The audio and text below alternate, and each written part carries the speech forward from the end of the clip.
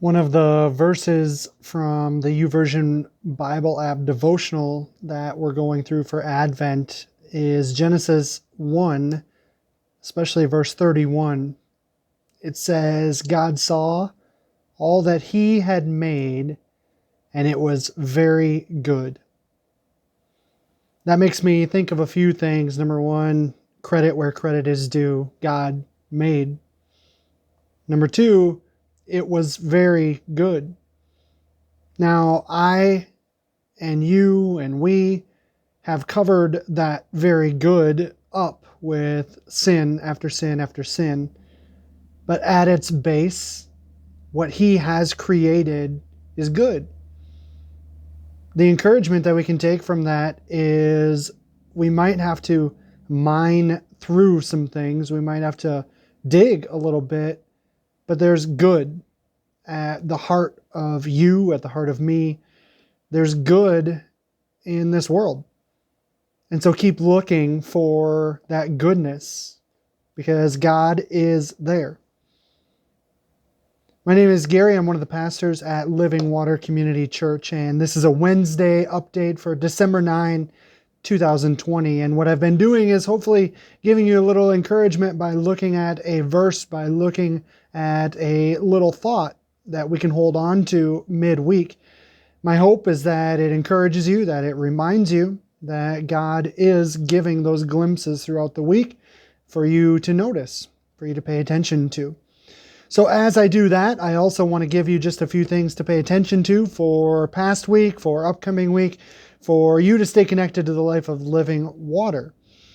A summary of what happened last week. We have been taking nominations and going through the process of electing new care elders and care deacons for the Orange City campus.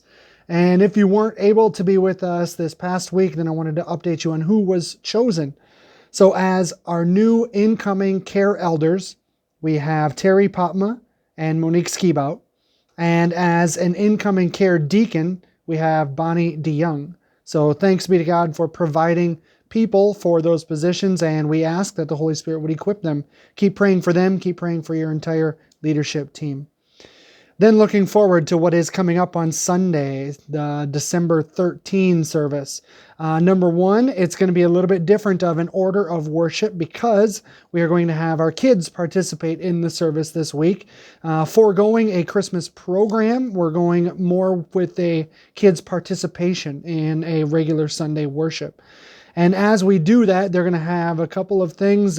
Sue, our children's director, has been handing out Luke chapter 2 for the kids to recite. So they'll be doing that, and they'll be walking us through the Christmas story as recorded in Luke. There's a couple of songs that they've been singing for several months that they're pretty excited about sharing with us. So we'll be able to worship together with the kids participating in this Sunday's service. Sue is also going to have a treat bag for them after the service, just to thank them for their participation. And she wanted to remind anybody who couldn't be here, if your child is not able to be here, she'll have a treat bag for you.